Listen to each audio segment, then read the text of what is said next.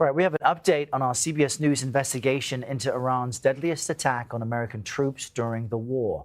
Back in March, you may remember, an Iranian drone hit a U.S. military post in Kuwait, killing 6 U.S. service members and wounding more than 20 others.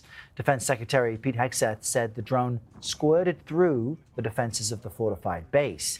Well, now we're hearing from more survivors who are sharing a different story with our Jonah Kaplan, who is here with more on that. Jonah, it's incredible to get this kind of access and insight. Good morning. What do they tell you? Yeah, this is obviously something that's so traumatic for them, and I think coming forward is part of their healing process. Last month, we reported on how this key U.S. command post in Kuwait was left unprotected, despite intelligence showing it was a potential target for an Iranian drone attack. Now, more soldiers who survived are speaking out, telling us the Army did not plan properly for possible casualties, and the consequences were deadly. Why are you coming forward? This was a failure. The only way you learn from your failures is you talk about it. Army Major Stephen Ramsbottom was at his desk at this U.S. tactical post in Kuwait when an Iranian drone crashed through his makeshift workspace.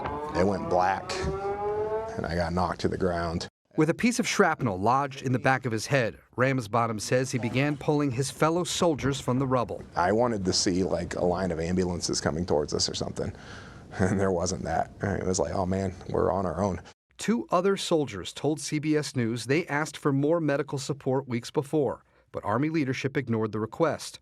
The strike killed 6 U.S. soldiers, all from the Iowa-based 103rd Sustainment Command.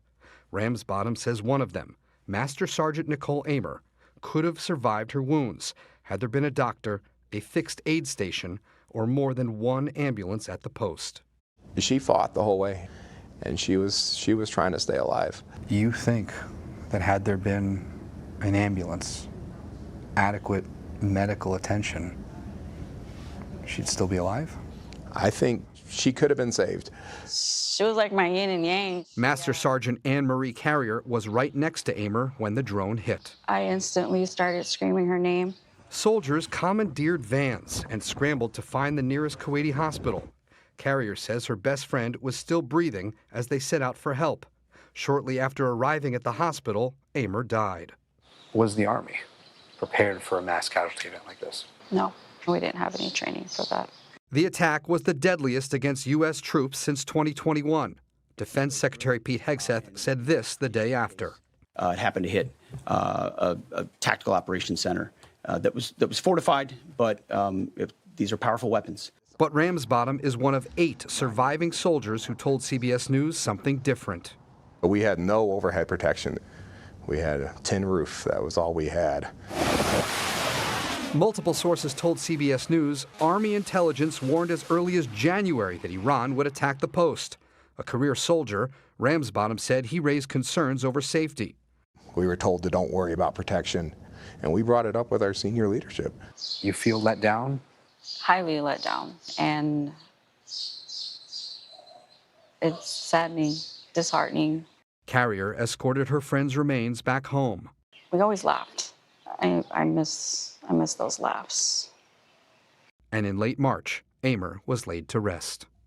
How should her family take what you're saying? I feel terrible for, the pain they must be going through, but it's a lessons learned. There could be other units in this very similar situation in the future, and if they plan properly, they can save more lives than we saved.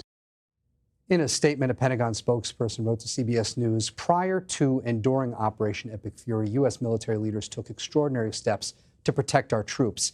He said, no plan is ever perfect, but accusations suggesting blatant disregard for the safety of our forces are unfounded and inaccurate, and added an investigation into the attack is ongoing. Errol, certainly we're going to be following that investigation. I hope so, and there's so much more to what you found. Viewers can find your article on our app and online. Jonah, thank you so much.